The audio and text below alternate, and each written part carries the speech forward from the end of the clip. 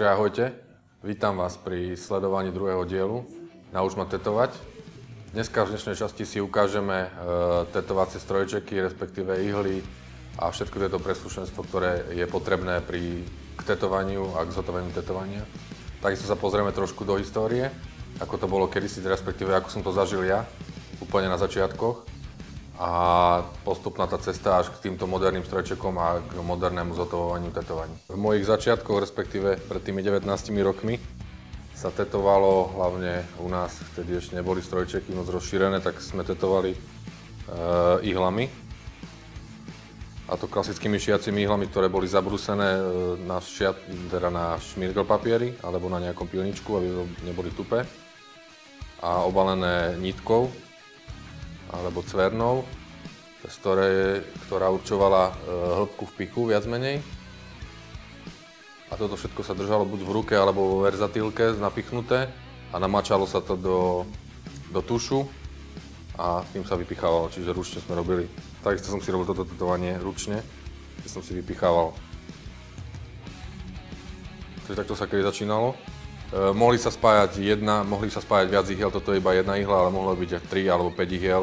Samozrejme, čím viac ihiel, tým to išlo trošku ťažšie do tej kože, takže nebolo to až také pohodlné, čiže sa väčšinou robili ten takzvaný kombajn, až 3 až 5 maximálne ihiel.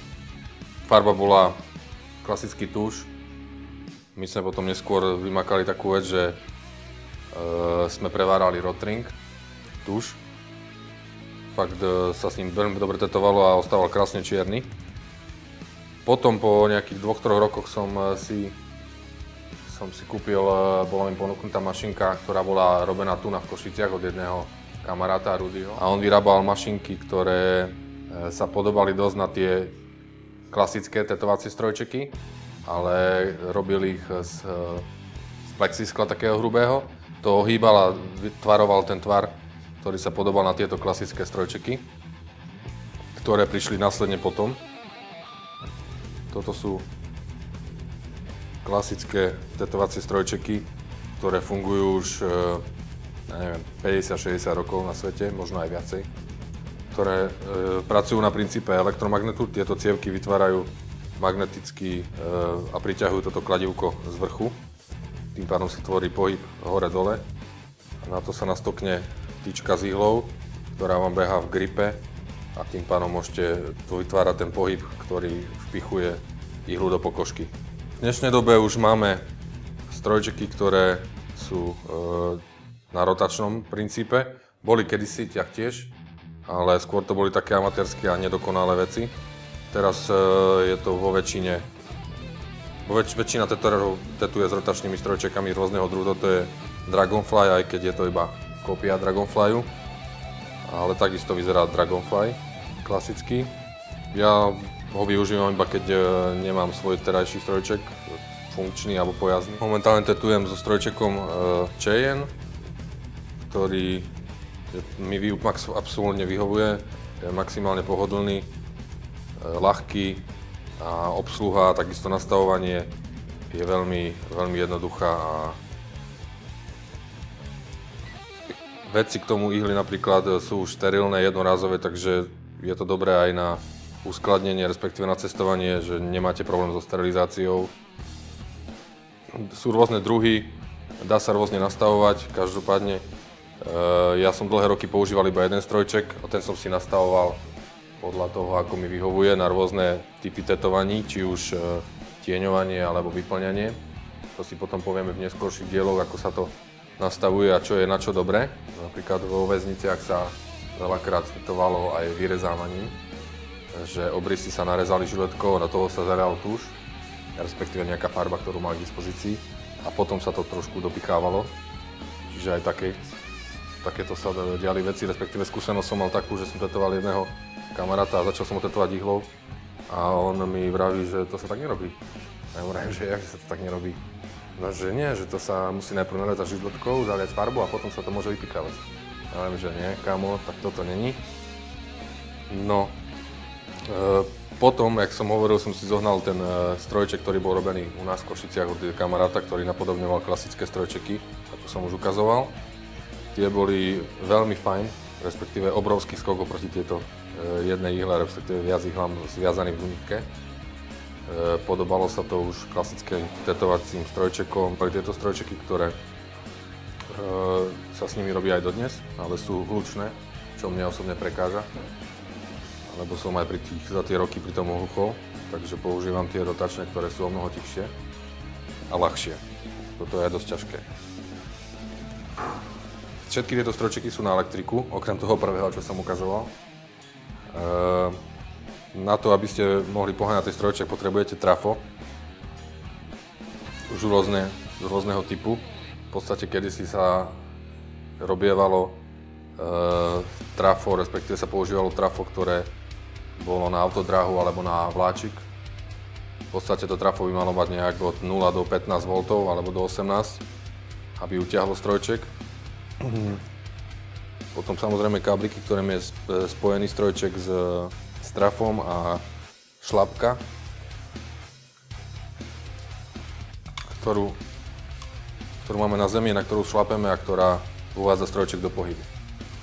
Takže, jak sme si predstavili teraz strojčeky, tak to, čo vytvára samotné tetovanie, je tetovacia ihla, ktorú si teraz ukážeme a taktiež si ukážeme, ako sa do strojčeka zakladá.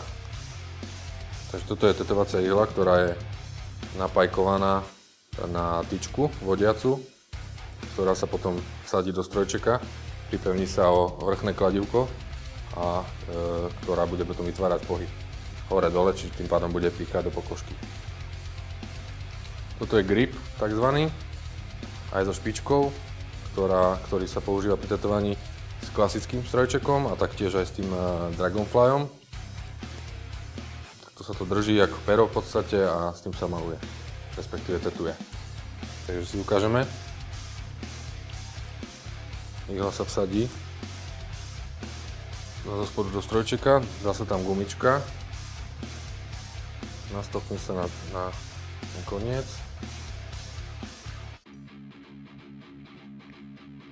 Samozrejme všetky tieto veci, aj ihla, aj ten grip musí byť sterilný. Ihly sú už teraz bežne v predaji sterilné, v sterilných obaloch, čiže nemusíte ich sterilizovať. Tú ihlu ešte zaistíme z vrchu gumičkou klasickou, aby doťahovala tú tyčku smerom ku spodku toho gripu, aby nám neskákala v tom gripe, keď bude behať hore-dole. Moderné strojčeky na to majú už taký špeciálny mechanizmus, ktorý robí ten príťah, respektíve ten prítlak za tú gumičku. Nasadíme clipcord, ktorý tak sa volá káblik, ktorý ide z trafa na elektrického do strojčeka. Stisneme na pedál a strojček ide. Nastavíme si týmto alebo týmito mikro šrobičkami hĺbku v pichu. V podstate sa môže začať tetovať. Toto je klasický strojček, cievkový. Môžeme si ukázať v podstate, takisto sa to ovláda aj pri týchto moderných rotačných strojčekoch. Čiže sa to napojí na clipcord.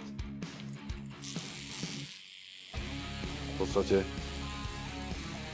ten pohyb, čo vytvárali tie cievky pri tlakom, tak toto vytvára jeden rotačný strojček a ten pohyb je sprevodovaný a je to hore-dole ako pri klasickom strojčeku.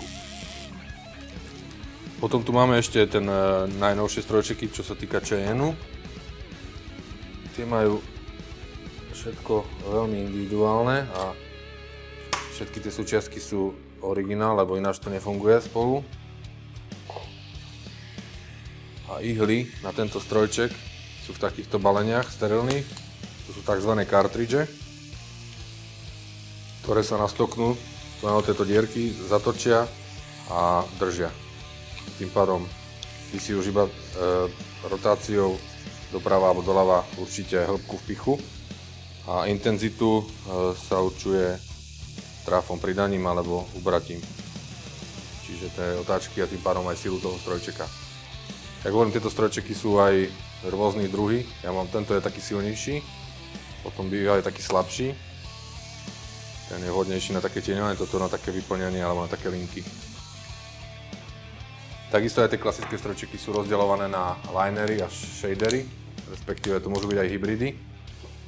A ja si myslím, že aj s shaderom, aj s linerom sa dajú robiť obidve veci, aj keď s tým linerom je to trošku ťažšie. Ale ja som, jak hovorím, som mal shader celý život, jeden strojček a s tým som robil aj linky, aj stieňoval, aj vyplňal veľké plochy, respektíve ornamenty. Kedysi boli tie ihly, nebývali takto pajkované, respektíve keď tak za drahé peniaze, takže sme si ich väčšinou vyrábali sami. Kúpili sme si ihly, originálne tetovanie a na tie tyčky sme si ich sami pajkovali, čiže ostatná časť roboty Tatera bolo aj napajkovací ihly, čo už dneska nemusíte, keďže si dokážete kúpiť všetky vysterilizované a napajkované a čisté. Tak to bolo trošku obťažnejšie, čiže každý tetovač bol aj musel vedieť robiť dobre s pajkovačkou alebo s letovačkou cínovou. Dneska, jak hovorím, je to už všetko biznis a všetko sa dá kúpiť v obchodoch zabalené v krabičke, pekné, sterilné. Sú rôzne druhy ihiel, či už čo sa týka hrúbky alebo tvaru špičky. Môžu byť napríklad long tapery, to sú s takou dlhšou, plynulejšou špičkou. Potom klasické, ktoré sú tak zbrusené jak na ceruzku, viac menej. A takisto tá hrúbka ihly, jak hovorím, sú väčšinou 4 hrúbky od tej 25 do 40 bývajú ihly. Čím hrubšia ihla, tým máte menej, respektíve vám tú plochu zaplňa skorej ako tie tenšie ihly. Čiže tie tenšie ihly sa skôr používajú na také tieňovanie jemné a tie hrubšie na také vyplňanie farieb, alebo teda respektíve natlačenie farby do pokožky. Čo sa týka tých ihiel na tetovanie, v podstate existujú dve také základné typy, ktoré sa potom môžu rozvedziť na také rôzne poddruhy. Tak je to linkovacia ihla, sa využíva na výrobu, respektíve na tetovanie obrysov, alebo či už hrubších alebo tenčích, záleží od toho, koľko je počet ihiel na tej tyčke. Väčšinou to býva od jednej ihly, troch, nepárny počet vyššie až po nejakú 15. A potom je to magnum ihla, ktorá sú to viac menej tiež nepárny počet, ale tie ihly sú stavané do takého, by som povedal tak nad seba, také dve rady. A tak do takého cikcaku. A tie sa využívajú na tieňovanie a vyplnenie pôl. Sú rôzne od 5 ihiel až po 25-30 ihiel môže byť na vyplňanie a na tieňovanie. Samozrejme, či väčšie ihlo, tým väčšia plocha, ale zase nedajú sa s tým robiť detaily, skôr také väčšie miesta. Menšie ihlo zase detaily. Potom, ak som spomínal tie podruhy, tak napríklad aj tieto linery, čo sú takto ihly, čo sú viazané do palca, respektíve k sebe, tak môžu byť aj nižšie pajkované, s tým sa dá tieňovať, alebo sú viac otvorené a robí sa hrubší obrys. A takisto toto môžu byť flety, takzvané, čiže tie nie sú dva rady, ale sú v jednej rade vedľa seba a s tým sa dá zase taký jemný tieň taký od linky ťahať. Ale v podstate ja používam tie klasické magnumy a klasické linery a trošku tie round shadery. To sú také niečo ako tieto linery, len nemajú tú špičku stiahnutú, ale nechajú nechanú otvorenú. Čiže sa s tým dajú také detailiky vytieňovať. Takže priatelia, toto bolo z dnešného dielu všetko, čo sa týka tetovania. Ja vás chcem ešte upozorniť na to, že všetci, ktorí budete zdieľať túto stránku na svojich stránkach facebookových, budete automaticky zaradení do žrebovania o vecné ceny. Prvá cena bude tucet Red Bullov od nášho sponzora, druhá cena bude kľúčenka Ivantetu a tretia cena budú nálepky Ivantetu. Takže nech sa páči, zdieľajte a môžete vyhrať.